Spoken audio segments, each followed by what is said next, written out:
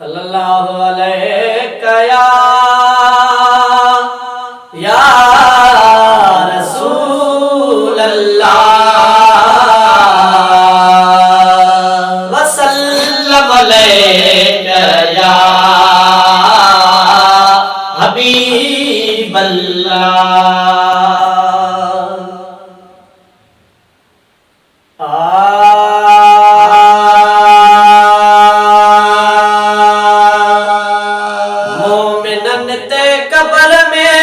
पाल जो कुर्ब थी दो आमिना जे लाल जो मोमिनन ते कबर में लजपाल जो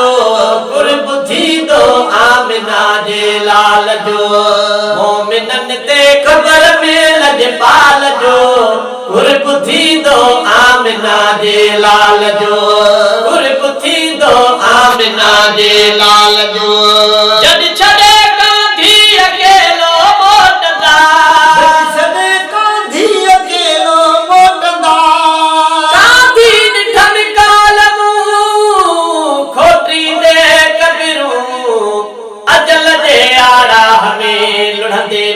लाल मिटिया माण्हू मोकिलियो न त कहिड़ी मौत मजाल हासे इन ख़याल बेवस बेरागी कयो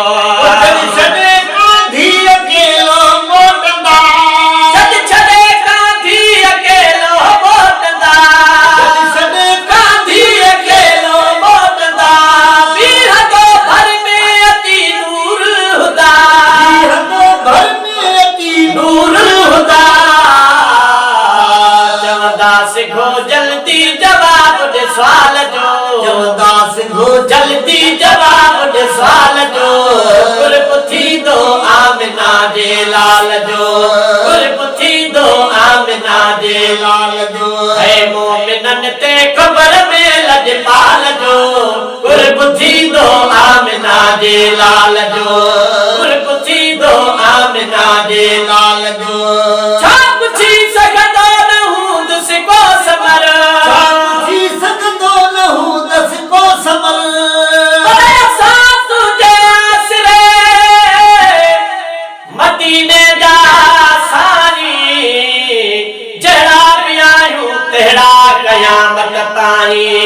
मिड़नी आठू कारियो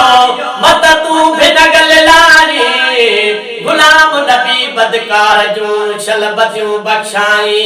फकीरन जे हालते थो फज़ल फरमाई अगे पो आही खातिन जो तू खैर खा पुछी सघंदो न हूं दस को समर पुछी सघंदो न हूं दस को समर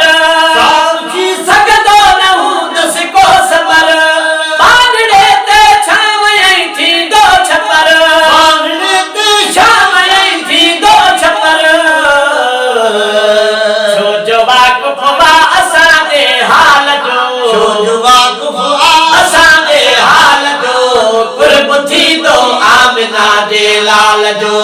कुर्ब थी दो आमिना जे लाल जो ऐ मोमिनन ते कबर में लजपाल जो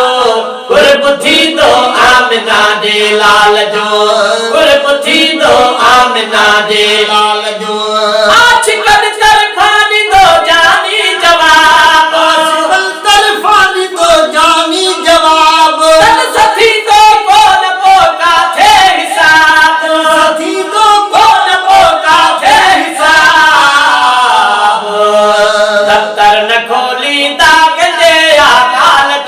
दफ्तर न खोली दाग जे आमाल जो कुर्ब थी दो आमिना जे लाल जो कुर्ब थी दो आमिना जे लाल जो मोमिनन ते कबर में लजपाल जो कुर्ब थी दो आमिना जे लाल जो कुर्ब थी दो आमिना जे लाल जो कुर्ब थी दो आमिना जे लाल जो मोमिनन ते कबर में लजपाल जो कुर्ब थी दो आमिना जे लाल जो जंहिंजे सदके माफ़ थी वेंदी सदा सदके माफ़ थी वेंदी सदा जंहिंजे सदके माफ़ थी वेंदी सदा पियो यको मारी तो जन्नत जा मज़ा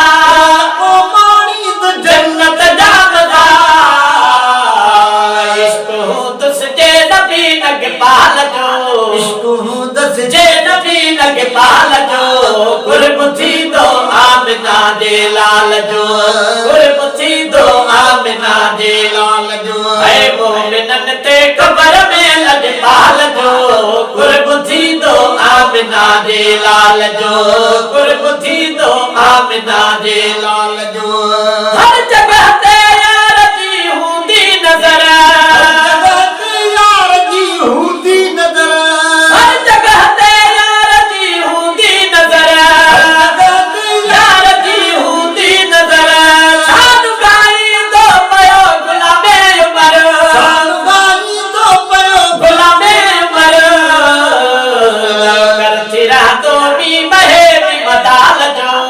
करती रह दो भी महे भी मदाल जो